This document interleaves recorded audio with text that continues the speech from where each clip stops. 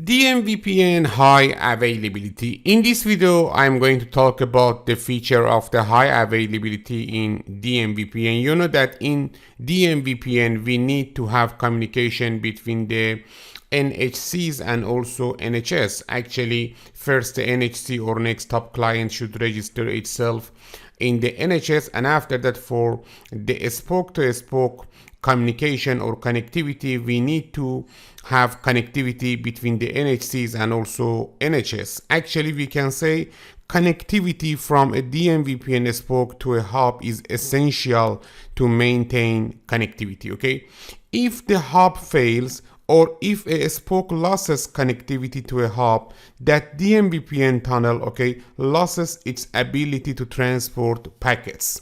Deploying multiple DMVPN hubs for the same DMVPN tunnel provides redundancy and eliminates a single point of failure in the NHS. Actually, here I am going to show you how we can configure, okay, multiple NHS, okay, in one DMVPN network. Here, as you can see, we have three spoke or three NHCs. Okay, after that, here we have two NHS or two DMVPN hub. Actually, this is redundant hub and spoke scenario. Okay, as you can see, in the main office we have two NHS, okay, and also here we have three branches. I'm going to show you how we can configure this scenario with the for example, DMVPN phase 3. Okay, everything is same with the configuration of the DMVPN phase 3 that we have learned before, but here actually we are trying to practice configuring more NHS or more DMVPN hub. I'm going to configure this scenario from the scratch as a practice and also for learning how we can configure multiple DMVPN hub, okay, for high availability. It is so important. It is important to say that in most cases, maybe in 90% in the enterprises, for example, in the main office, in the headquarters or data center, we have more than one hub. For example, we have two hubs or three hubs or more than this. Okay, because of that, you will encounter with this scenario in many cases. All right, we can start the configuration of this scenario. Here we have a configuration. This is not for this scenario. We can use the configuration that here we have, and after some modification we can use it. First, we can start from the configuration of the router 1. Let me to show you the interfaces labels. Okay, in the router 1, as you can see, we have interface fast Ethernet 00. The IP address of this interface is 10.161.255.255.255.0. Then here, as you can see, we have interface fast Ethernet 01. The IP address of this interface is 10.121, okay, 255.255.255.0. Also, let me to configure one loopback 0 interface loopback 0. Here I will show you some important notation related to the routing. Interface loopback 0, IP address of this loopback 0 is quad 1 quad 255. So easy. Then you know that we should configure tunnel 0 in the NHS. Okay, because of that we can configure it. Interface tunnel 0, tunnel source is the fast Ethernet 00, but this is a multipoint tunnel. Because of that, let me to use tunnel mode GRE multipoint. You have learned about these concepts.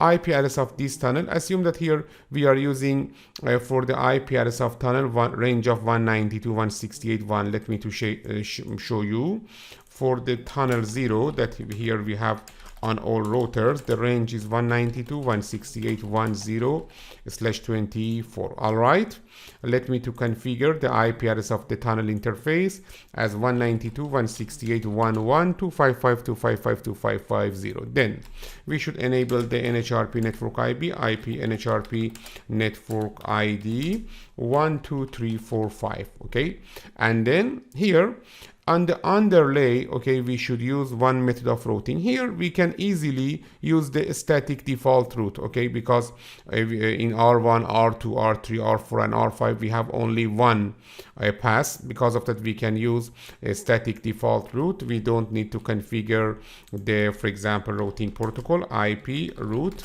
then quad 0.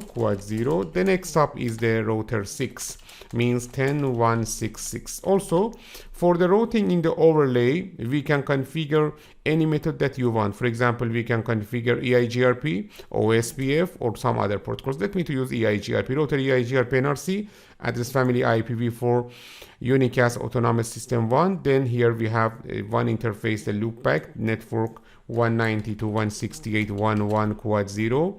Then here we have the, for example, interface 10.1.2.1 quad 0. Okay, and also let me to enable the EIGRP on the loopback interface in network quad 1 quad 0. You know that finally, okay, after the configuration, we will have this scenario. Look at here, R1, okay, I connect to, this is the logical scenario or overlay network, okay, R1 and then R2.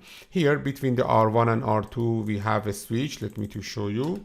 This is our switch, for example 1, and this is connected to both router 1 and router 2, as you can see here, and also yes to the router 1 and then to the router 2. This is the overlay network. We should for example know about the overlay and underlay. About the overlay, this is the overlay, and after that you know that we have R3 and R4 and R5. This is R3, then here we have for example R4 and then R5.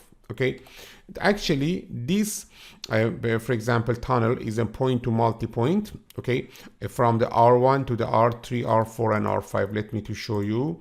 This is the link that we have between the R1 to R3 and R4 and R5. Look at here, this is redundant or dual hub and spoke. Okay, this is dual hub and spoke, first to the router 3, okay, and then again to the router 4. All right, and after that to the router 5. Okay, also we have a direct link between the router 2 to router 3 to router 4 to router 5. This diagram is so informative for us because we can use it for understanding different features actually in the, for example, routing process. I will talk about them. And here we have connectivity between the R2 and R4 also, and finally between the R2 and also R3. So easy. All right, let me to continue the configuration. Until now we have enabled the EIGRP on the R1. All right, this is the configuration of R1. Let me to copy this configuration for the router 2 because here we have many similarities between the R1 and R2 configuration. All right, this is the R2's configuration, enable conft. In the R2 we have fast Ethernet 00. The IP address of this interface is 10.262 fast Ethernet 00. About the fast Ethernet 01, the IP address is 10.122, and also here we have interface loopback 0. Look at here, interface loopback 0. Then the IP address of the loopback 0 is quad 255. After that, interface tunnel 0. Tunnel source is fast Ethernet 00. Here we didn't configure completely the interface tunnel 0. IP NHRP network ID 1. Also we should configure IP NHRP map multicast dynamic for EIGRP. All right. After that, let me to configure the router 2 also. Tunnel source fast Ethernet 00, tunnel GRE multipoint, IP address is 192.168.1.2.255.255.250, IP NHRP network ID 12345. Then here we can configure the, for example, IP NHRP map multicast dynamic. So easy. Then router EIGRP NRC address family IPv4 unicast autonomous system 1, network 192.168.1.2 quad 0, network 10.122 quad 0, and also network quad 1 quad 0. Here we should configure it network quad 2 quad 0. Then a static default route in the underlay, IP route quad 0 quad 0. The next stop is 10.266. That's it. Then let me to configure the router 3 here. If you want to configure the DMVPN phase 3, you know that you need also one more command, IP NHRP redirect. Let me to configure it in the router 1 and also in the router 2, okay, on the interface tunnel 0, IP NHRP redirect. So easy. Then in the router 3, we have this configuration, interface fast Ethernet 00, this interface, IP address is 10.363, okay, 10.363.255.255.255.0. Also, let me to configure one loopback 0, interface